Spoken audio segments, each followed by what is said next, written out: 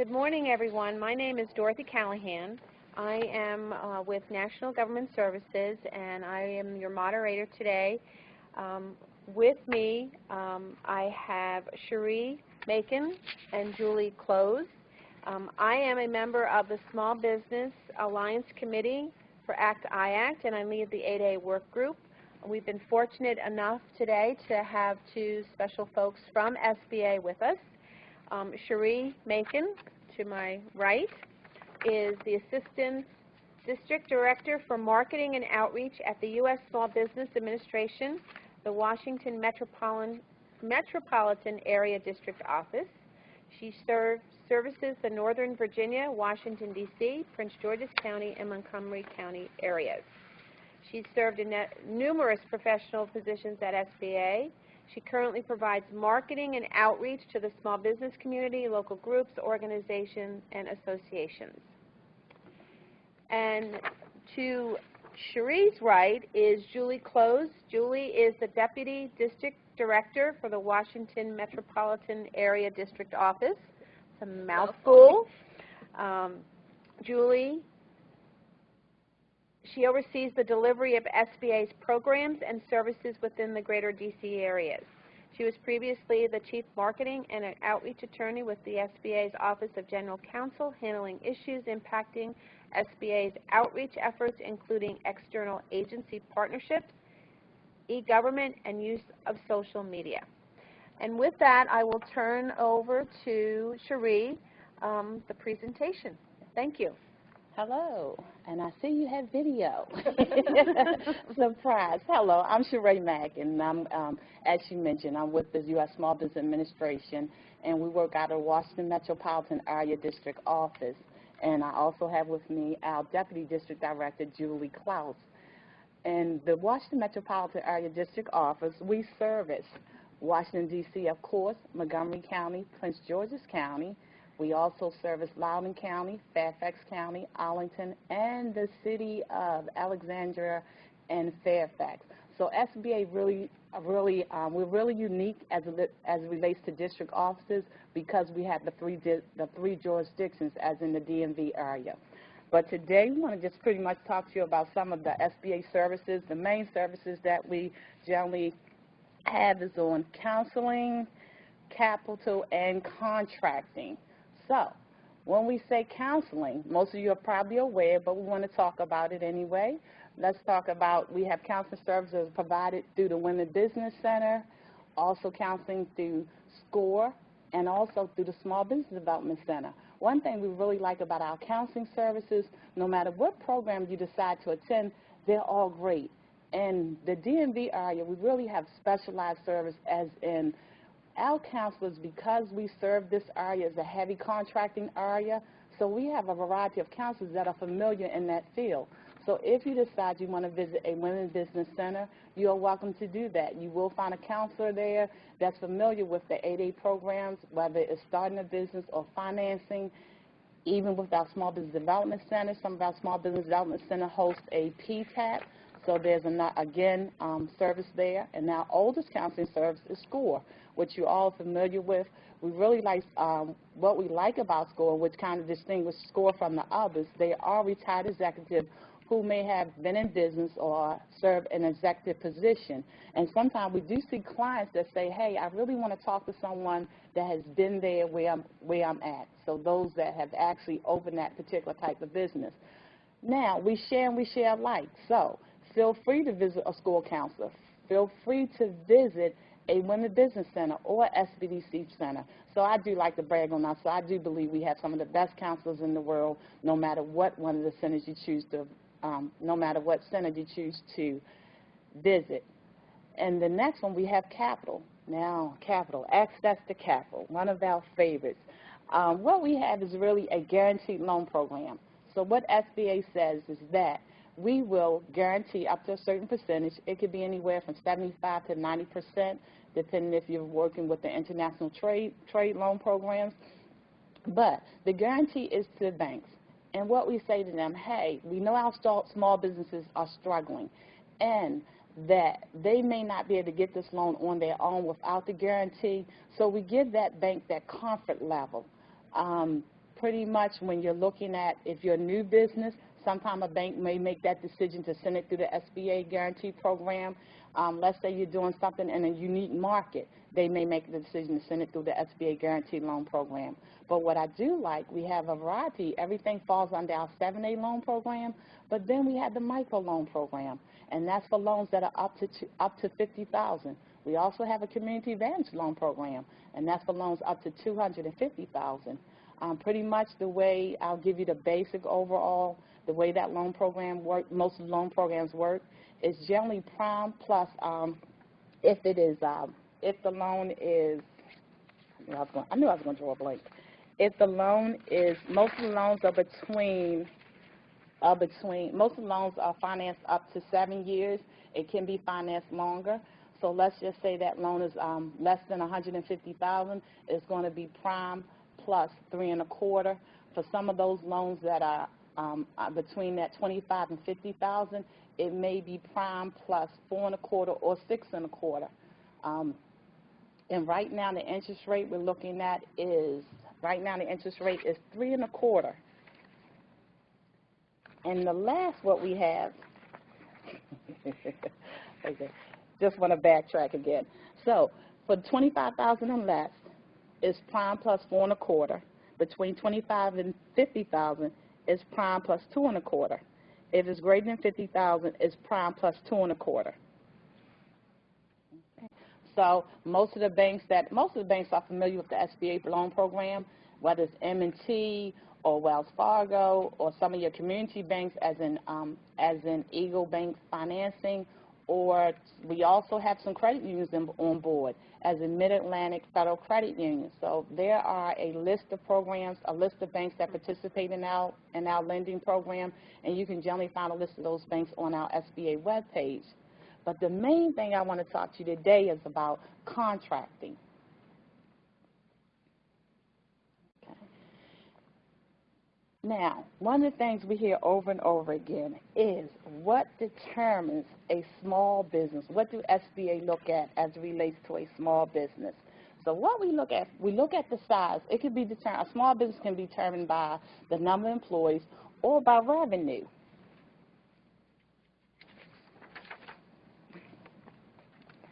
Before we move on, what I'd like to just suggest is if there are any questions, please email them to Casey Harris, and it's charris@iac.org. Thank you. So we generally get a lot of questions. People say, what is a small business? Well, I will say, most of the people we meet are small business. But to give you a general rule, if you're a manufacturing company and you have employees up to 1,500, wholesalers, employees up to 100, if you're servicing with sales at 4.5, and you can pretty much see the rest. I don't have to go through the whole list. But I will say, let's say you do not fit within that category. To really determine if you are within that small business, we ask that you look at the North American Classification System. And you can do a search on the NAT codes, and that'll help determine exactly where you fall at as it relates to a small business. So I do have a question for you, because you do find that a lot of companies will be depending on their NAICS code, a small business in some and large in others. So what determines that they really are, when you go out and look at their I understand what she's SAM saying. record, and it'll say small, but then you've got Right. small and large. So okay, I'm going to take part of the question. I'll let Julie take the other part. So when we're looking at what's your primary business, what is your primary NAT code, and that can determine whether or not you're a small business. But there's been some cases, let's say you're going after a contract, and under that particular contract that you're going after, that NAT code that you hold is considered to be under the small business. It's considered to be a small business. So there may be a two-part to that as it relates to contract, and then as it relates to the small business. okay. Right. So if someone asks just generically, are you a small business, we would probably look at their primary NAICS code, and that's usually determined by where is the greatest source of your revenue coming from, which NAICS code, and then you look at the corresponding size standard. And like Sheree said, if it's for a contract, and they're trying to say, is this business small, you look at the NAICS code associated with the contract. So thank you very much. It can vary. Also, what helps determine whether or not you're a disadvantaged business is your personal income, your net worth, and the total value of all assets, the total market value of your assets. Now, as we're probably aware of, SBA has two types. You're either going to fall under self-certification or SBA certified business. This is so funny, I really can't say. But, or SBA small business. So the self-certifications, we're going to go back to a minute. So the self-certification is for small disadvantaged business, service-disabled veteran-owned business, and women-owned business. Our certified program is the Hub Zone, historically utilized business zone, and 8A business development program. Okay, I do have another question for you. There's some regs out there to that say, okay, now the women-owned small business can self-certify, at one point had to have a third-party certification. They went away, they could self-certify. Now I'm seeing regs coming back saying they're going to need to have an actual certification. Will SBA take on that again, or will it be a non-government entity having to certify them? Let me do the first half. Okay. I'll let Julie handle the hard part. But let me first of all get rid of the myth. The regulations still states and always have stated that you can do self-certification. You do not have to go through a third-party lender. Keep in mind now, when we think about keep in mind when we think about self-certification as it relates to a women-owned business, you can actually just go in the GSL system and do that. If you decide that you want to go through a third party provider, you're welcome to do so. But your self-certification under the women-owned business is just as strong. And I also want to put another caveat out there. If you come across a contracting officer that says, hey, we cannot use your self-certification and that we need you to be certified through a third-party lender, that is not true. So we're asking that you contact us and give us that agency name and the contracting officer name. So that self-certification is still valid, and it did not go away. That's pretty much the way the system works. And as a federal agency, we look at one no different than the other.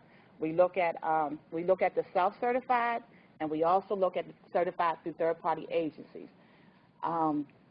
As it relates to, and another caveat I want to put out there, as it relates to economic disadvantaged women-owned small business, the third-party certification provider do not do certifications for economic disadvantaged women-owned small business.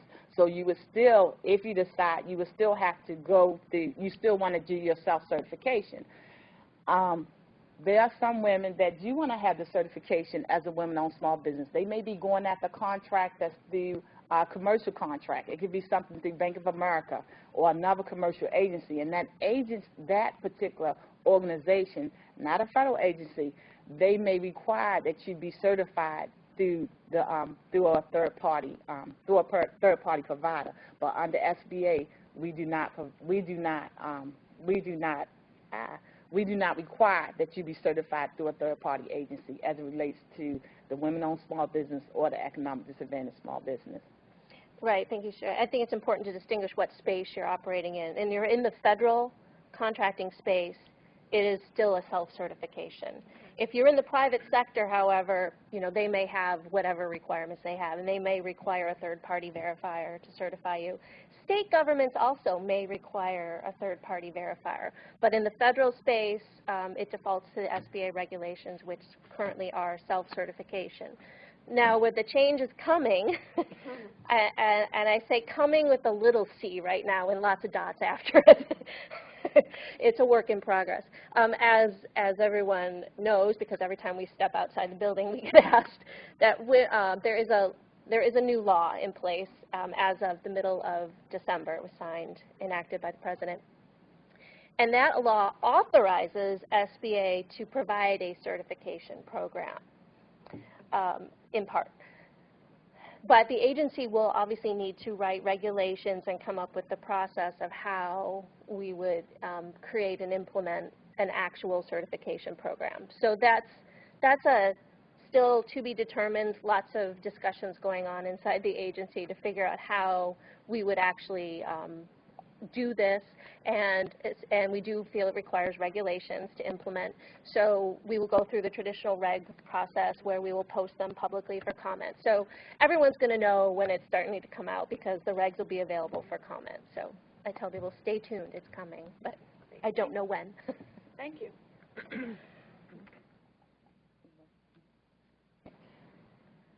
So, when we look at small disadvantaged business, when SBA determines whether or not a business is a small disadvantaged business, their total access cannot exceed $750,000. What we look at is the personal net worth, less primary resident, less value of the business.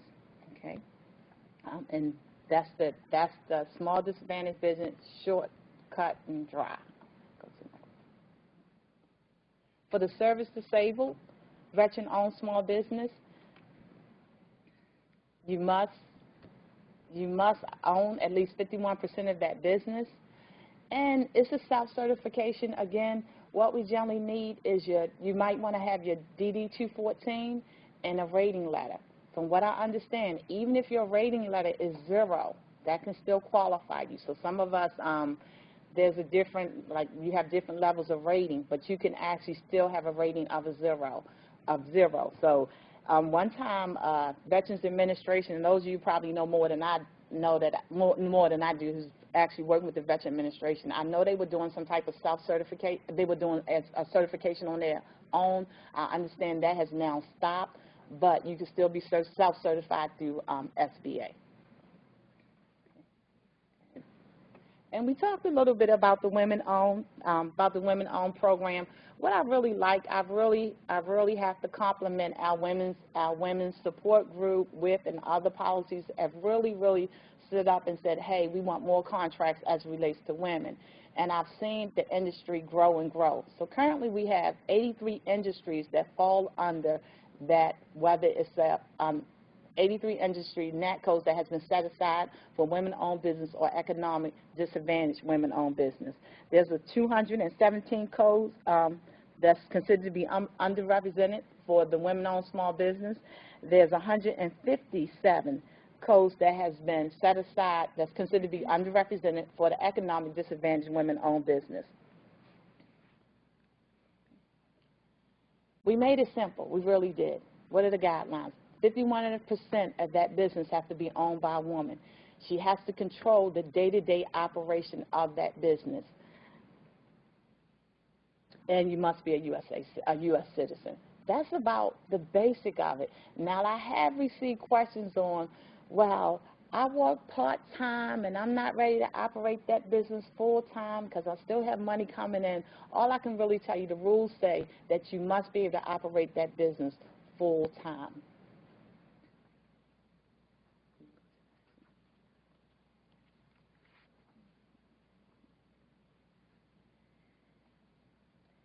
And as we look at the small disadvantaged business, the personal net worth cannot exceed $750,000.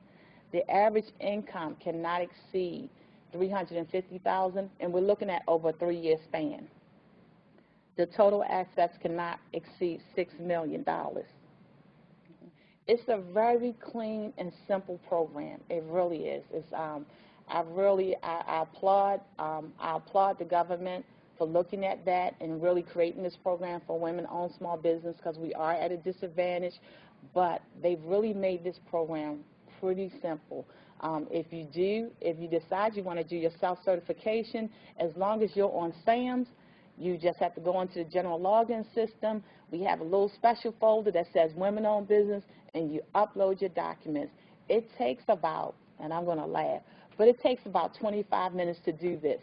Now, I say take about 25 minutes. if our system is working correctly. So it can, but it's a really quick process. I've had some of you say to me, well, Sheree, I don't consider myself economic disadvantage.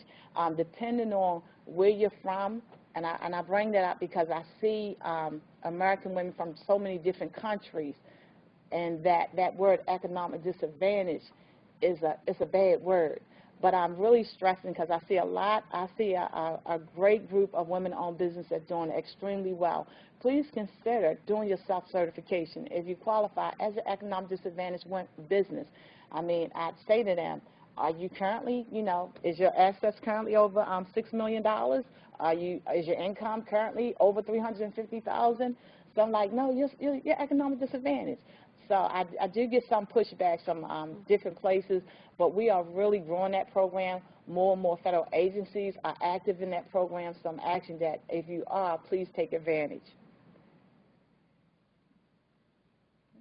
Then we have our hub zone, historically utilized business zone. Of course, you must be small, as we mentioned. You must be a small business. The principal office must be located within the hub zone, and 35% of your employees must be hub zone residents. Now, what I like about that 35% of your employees must be hub zone residents, they do not have to be in the hub zone that your primary office is located in, okay? As long as they're in a hub zone. I've had a company, and she is actually in D.C., and her employees are in a hub zone located in West Virginia. So there's no restraint to say that you have to have that the employees have to be located in the same area as the hub zone business.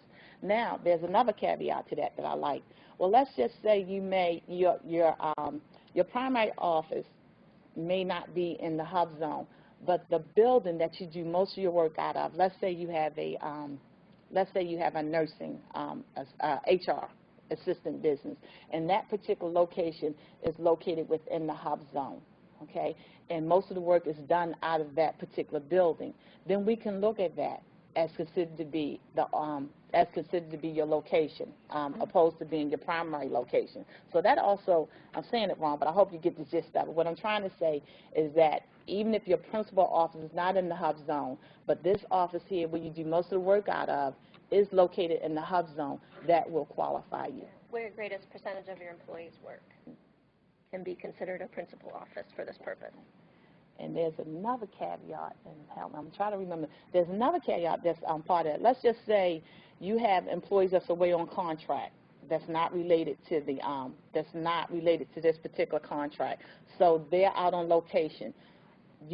Those employees will not be counted. So I really sometimes see businesses that may really qualify under this hub zone, and there's a couple they look at 35% and say, wow, that's not, because I have this employee, he works out of DOT, I have this employee, he actually works out of HHS, and so that really, we don't count those employees. We look at the employees that's actually working out of that particular area. So I always say, when it comes down to the hub zone, if you are in the hub zone, and you're thinking about it, but you may say, I don't look like I have that 35%. Give us a call, and let's just kind of discuss the whole story to see exactly where you fit.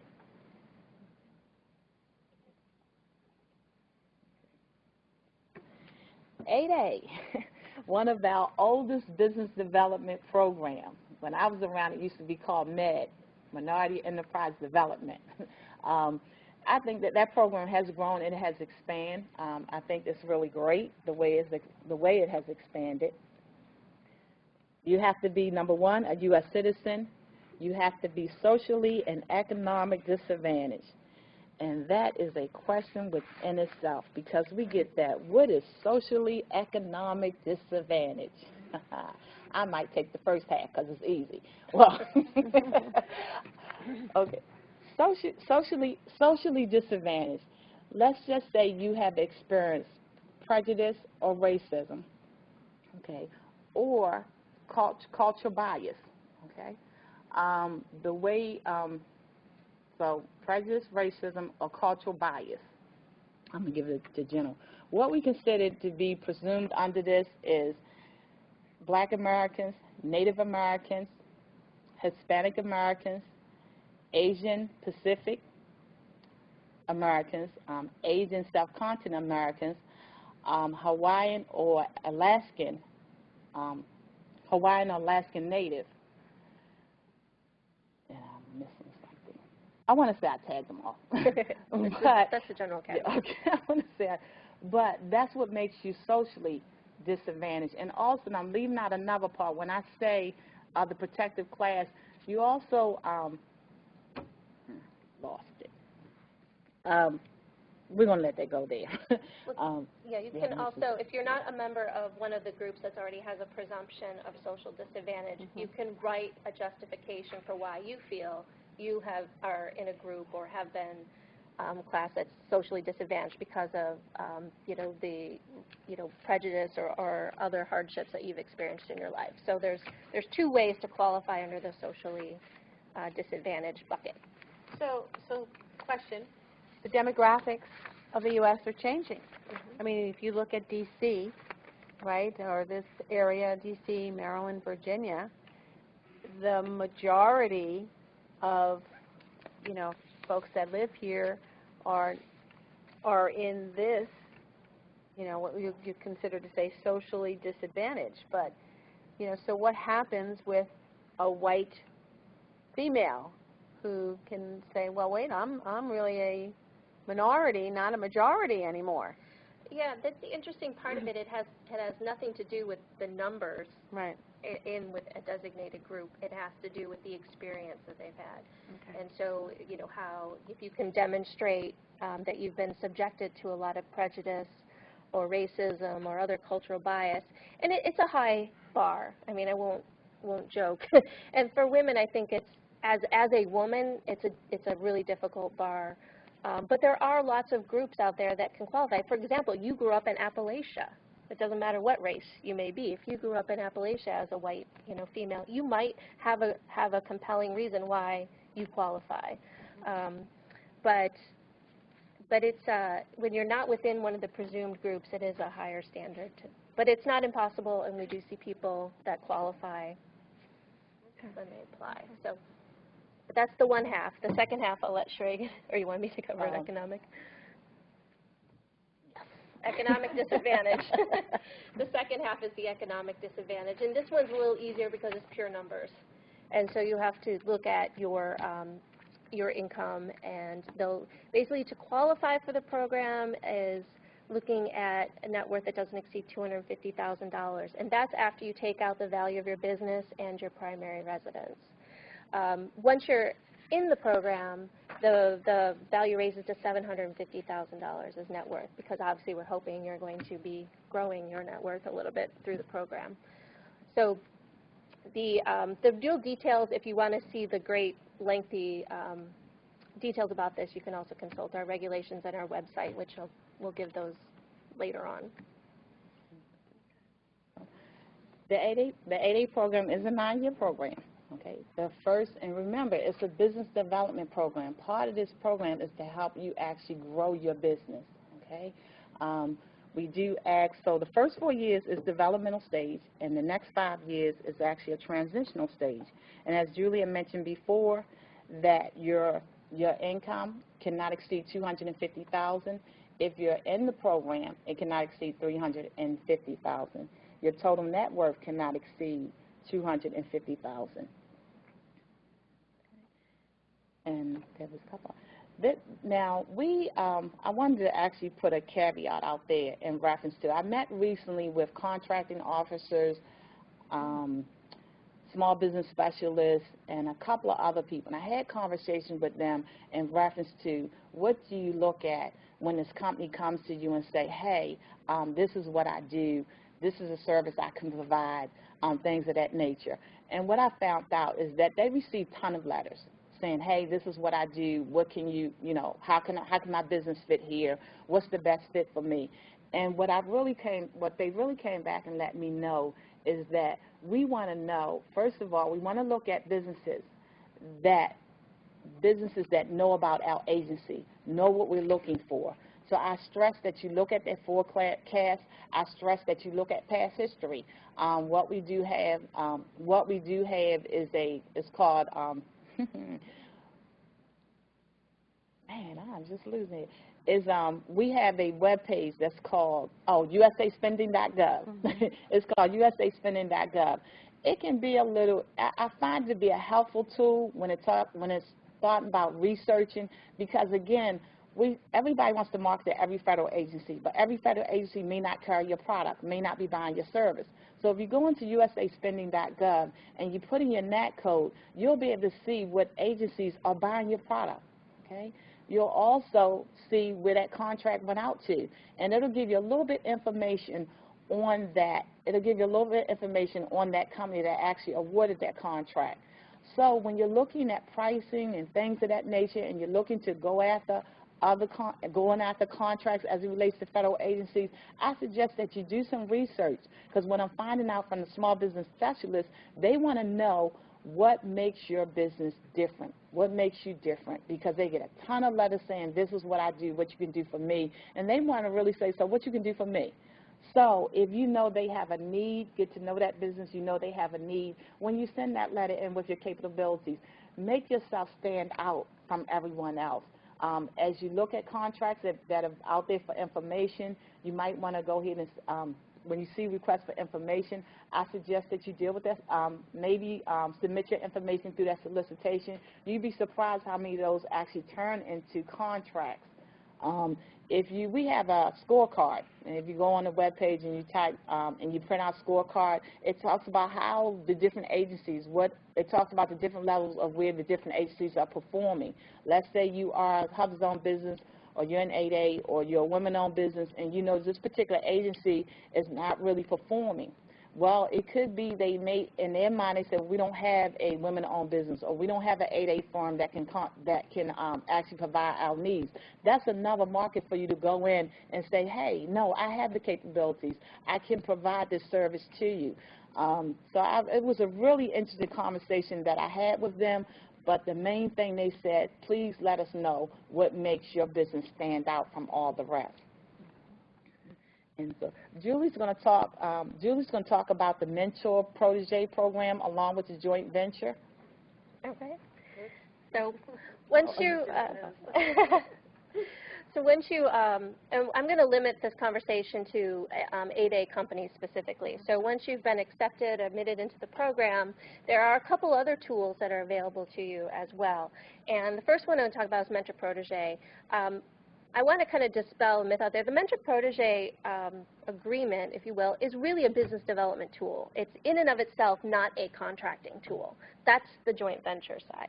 But the MentorProtege agreement is meant to be a development tool, ways that the 8A, the protege company, can be further developed and enhance their capability by working with the mentor.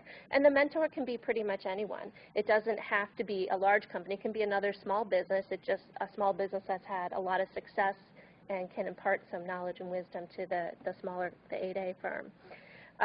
We do ask that, you can advance the slide, that the mentors demonstrate that they're committed to this protege, that they're, obviously we're going to look to make sure they're not on a federal debarred list or have good character, there's no other issues with this mentor company, and that they have favorable financial health. We do ask that mentors typically only have one protege at a time. There are exceptions made, but we really look for a one-on-one relationship. And we want the mentors do have the ability to joint venture with their protege also. We'll talk about that in a minute. And the mentors, as a mentor, you can, like I said, because this is not a contracting tool, so as a mentor, you cannot be performing on one of your protege's contracts. You can be kind of in the background and supporting.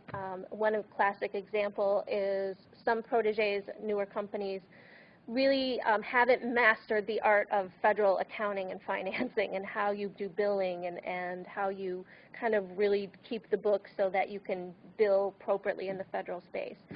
So some of these mentors, that will be part of the support group they offer, say, hey, we have a really robust accounting system and department. We'll work and train you on how you do this. So when the mentor goes out to bid on a contract, they have this additional skills waiting from the background, but the mentor isn't actually performing on the contract, but they're doing some support roles for the protege. Again, there might be, in some of the technology space, a mentor might have some of the sophisticated equipment that a younger, smaller company just can't afford to buy on their own yet. So rather than having to go out and lease this equipment or rent it from some other space, they can maybe use the mentor's equipment as well. So there's lots of ways it can work.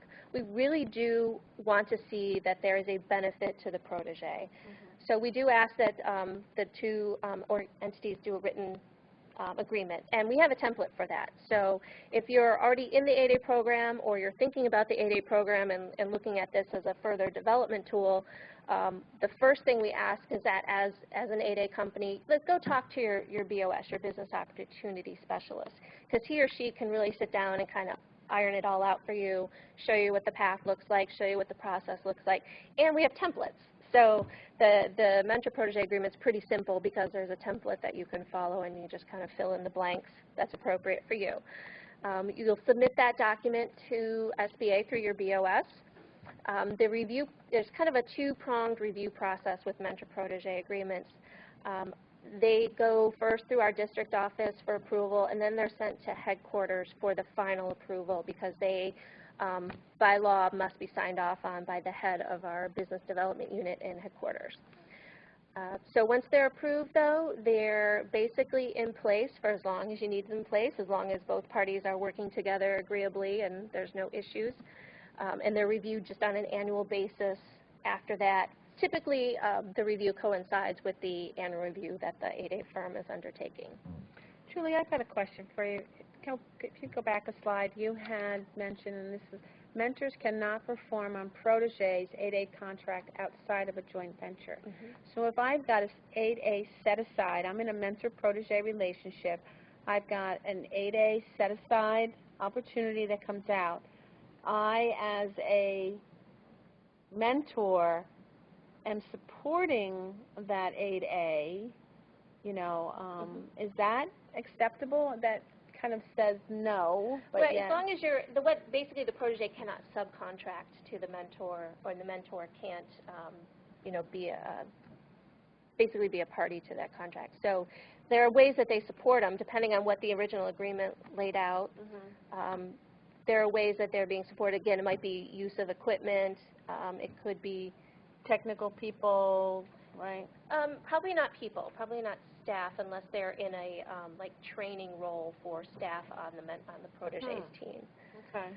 Probably not actual people, but there might be equipment. It might be, again, I see a lot of people asking for assistance with the billing and learning how the government invoicing system works and how to master that. So there might be an actual coach, if you will, on the mentor's team that is offering advice and recommendations and kind of training somebody on the mentor's team, but usually it's not actually a person that's working for the protege. Okay, that's interesting because I think I've always been of the belief that, you know, you enter a mentor-protege relationship and there's so many 8A set-aside opportunities, and one's an 8A opportunity. It's typically always an 8A unless there's justification, but a lot of firms, I would think, enter into it because they can pursue those Well, I think that's where they want to look to the joint ventures. So it's right, a really good, and I know there's, you know, right, okay.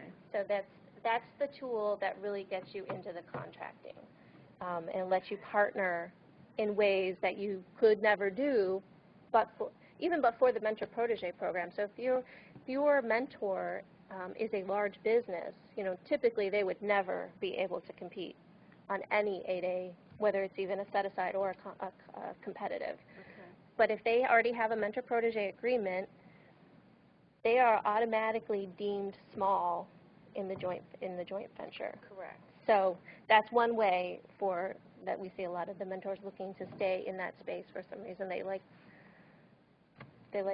see opportunities in the 8A world. Again, though, we really are looking for the fact that this relationship is going to develop that protege company, though. We want to avoid the scenarios where the mentor is just using a small company to stay and get contracts in the 8A space. So we do scrutinize them. I think some people will probably some people appreciate it, and I think others maybe think we're a little too overly critical when we review these, but we really are looking out for the best interests of our 8A firms and making sure that they're going to learn and grow from this relationship. And it's not just a way for a larger firm to stay getting 8A contracts. Mm-hmm. So the mentor-protege, again, I think a lot of people tend to lump all that together, so that's why I kind of separate out. The mentor-protege agreement is really a business development tool, and I would approach it, if you're interested in that mindset. How can I develop this smaller company, this 8A firm? 8A firms, what do you need? What do you want training on? You know, what could you use some support on? You know, what will help you get to the next level? And then when you get into the contracting world, then you can look at the joint ventures. And again, I'm keeping this conversation kind of narrowly focused in on joint ventures with 8A firms. Mm-hmm. So an 8A can joint venture with pretty much any other business for purposes of performing on an 8A contract. You know, but again, you have to show that the 8A somehow lacks capacity to do this by itself. We're going to look at the JV joint venture agreements, and we want to make sure they're fair and equitable, and we want to show that there is, again, some sort of benefit to the 8A company. With the joint ventures, I wanted to point out the regulation, because that really is the single source of information about the joint venture program for 8A. So I just wanted to make special note in the CFR of where you can go to read just one provision in the CFR to find this information. Size is always the big question. Who qualifies as small when you're in a joint venture relationship? And I wish I could find a more clear way to say this. One of these days I will find a really good way to present this, because it is not easy. It is a little complicated. The easy part is when you're a mentor-protege, have an approved agreement with SBA, that's easy. You're considered small, assuming that the 8A is small under that NAICS code for that contract. That's easy. It's when you don't have a mentor-protege relationship already approved, and you're looking to joint venture, the 8A is looking to joint venture with another company, where we get a little more complicated. And it's got lots of different levels to break it out. So taking a different tactic on this one, breaking it out by contract type. So if you're looking at sole source contracts, an 8A sole source contract, you're really going to default to the affiliation rules. The two entities will be considered affiliated, so you'll have to look at the size affiliation rules to see if the 8A and the potential, the other venturing partner qualify as small. Similarly, when you're looking at 8A competitive contracts, I break them into small and large, and those are my terms, which is why I put them in quotes. So you won't find that in the regulations. I kind of made that up to try to help distinguish between the two groupings. And where it lies is, again, you're looking at the size standards, and if the small, I'm looking at procurements. If it's a revenue-based size standard, that the procurement is less than half the value of the size standard for revenue, or if it's a size-based standard, that it's under 10 million. Or I'm sorry, if it's employee-based size standard, that the value is under 10 million. What I'm calling larger is everything over that, greater than half the value of the revenue of that size standard, or over 10 million if it's employee-based. So for these smaller ones, you're going to again look at you're going to solely look at the affiliation rules and see if the two entities together qualify as small. When you're looking at these larger contracts in the competitive 8A space, it's small if each business is small under the NAICS, the respective NAICS code. So again, I know it's not easy, so I'm not going to pretend that everyone's going to just get it right after we reading this. It is laid out also in the regulations, so you might want to take a careful read through that. I know sometimes I have to sit down and read it 2 and 3 times to make sure I'm getting the different delineations correct. But you do need to take a careful look at it. Again, similar to people who are interested in mentor-protege, I say for the 8A company, if you want a joint venture, your first stop should be talking to your business opportunity specialist, because he or she can sit down with you and kind of figure all this out, and again, walk you through the process, so that you're not sitting at home trying to figure all this out by yourself, saying, well, if I JV with this company, am I going to be small under these NAICS codes? use your BOS to help you figure some of this stuff out as well. And then so the process is somewhat similar to the mentor-protege in the fact that you are going to have to do a written agreement. You are basically creating a new legal entity under the joint venture. So you will, for whatever jurisdiction that you're operating in, you'll be creating a new company. Most people choose an LLC. And then you're also going to be doing a separate joint venture agreement.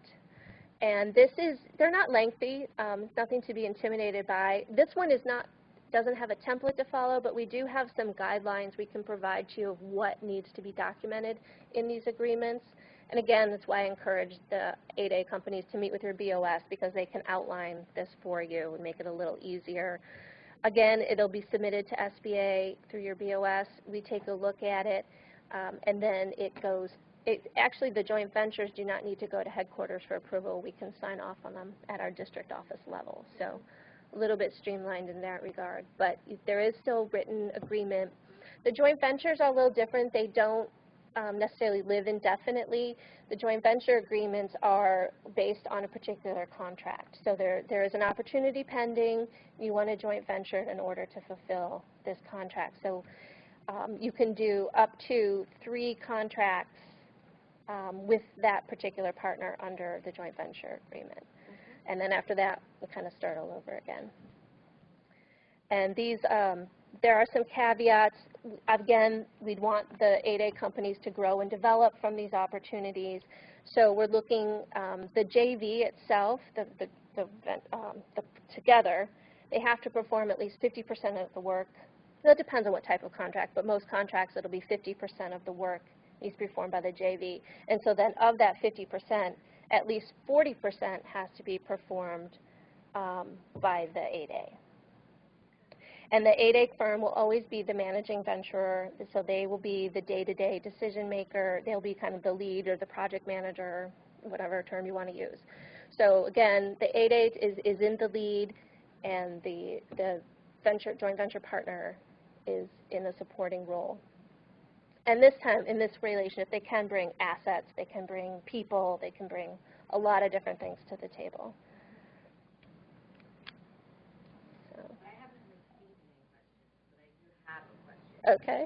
Is it typically the mentors that pick their protege, or the protege that pick their mentors? And how do you ensure you pick the right partner? I've seen it happen both ways. People looking for partners. A lot of 8A companies are looking for mentors, and then maybe even potentially joint venturers.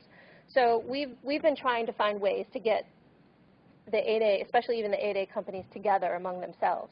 Mm-hmm. Because one thing I want people to not disregard is the fact that you might have somebody who's newer in the program, maybe within the first 3 years, and somebody who's maybe in year 8 or 9 and has really done well under the program. They'd be a perfect fit for a mentor-protege, because they've really been there, done that in the 8A program.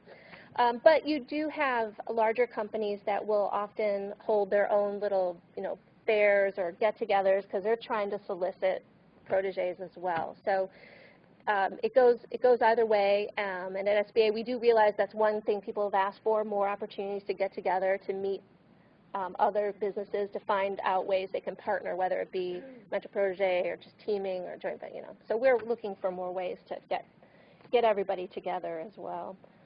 So there's a myth out there. I don't know if it's a myth or if it's reality, but the fact that I have an 8A maybe who has received their 8A certification in the last, say, 6 months.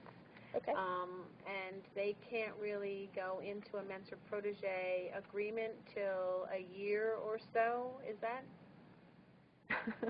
They have to wait a year before they can do anything. Are you going to take that much away? You seem like you're ready for that. I received that question the other day, and I was talking to one of the BOS. And what I found out is really not a rule. It's not a written rule that you have to wait.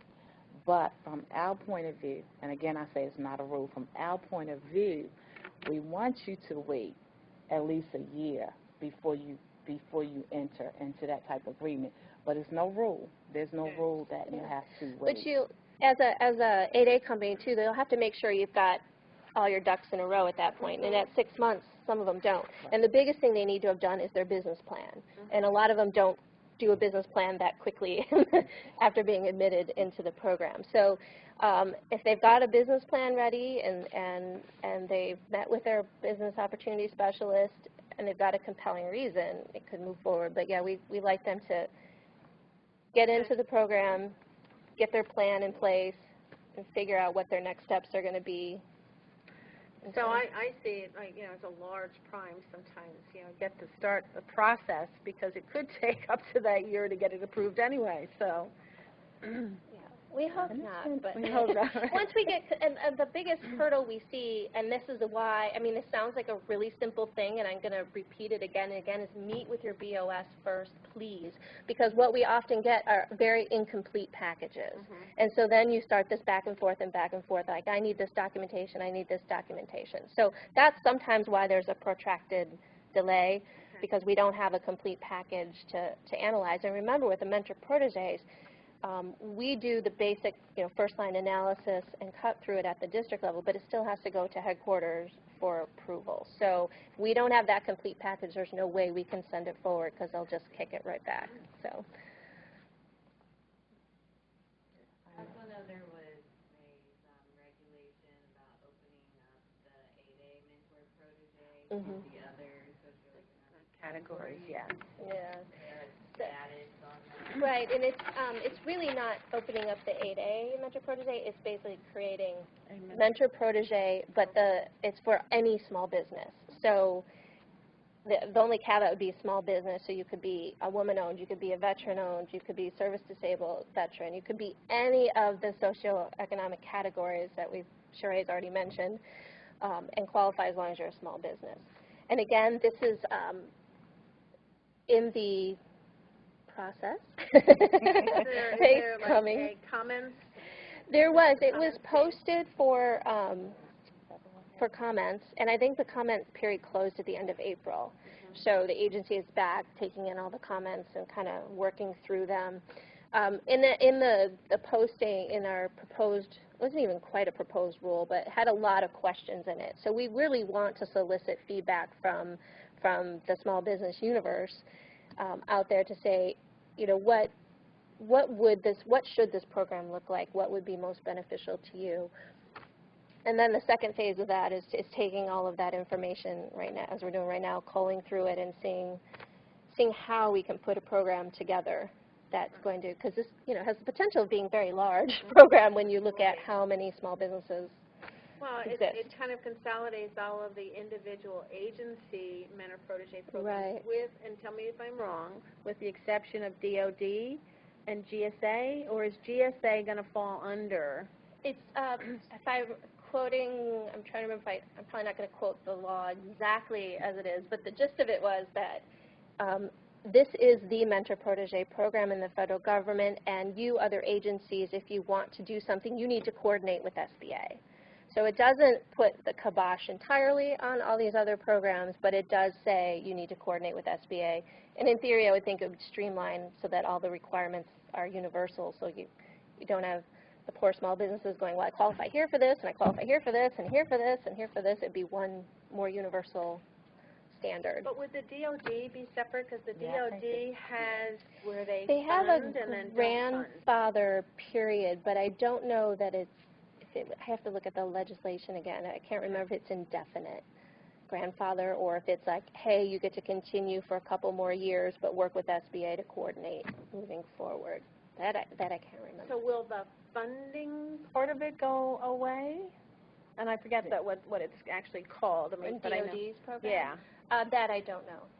We'd have to, and because it's their program, we're not going to take over their program, so I guess it'll be coordination, though, through the agencies.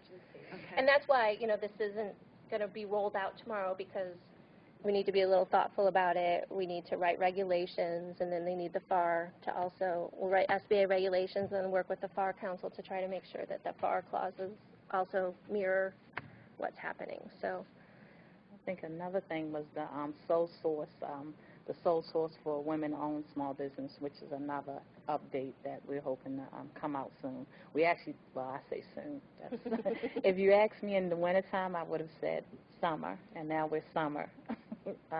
But that's another change that for the women-owned small business that once this takes place, they'll also have the sole source opportunities.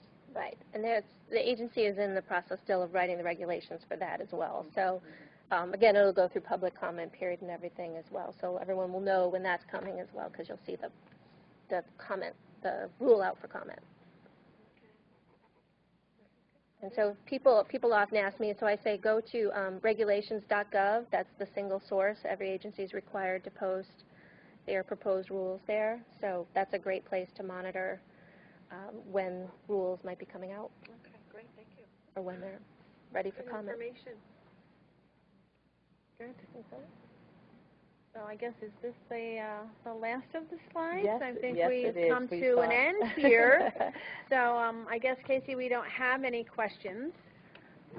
Hopefully this has been very beneficial to folks, and if you should have any questions, you know, as you mull over everything, please send them to Casey, and we'll make sure we get them to Julie or Cherie. So thank you, everyone, and hope to talk to you again soon. Thank you for having us here. Thank you. Thank you. Are we off? We're off. Okay. Hey, so I got a question, because this is just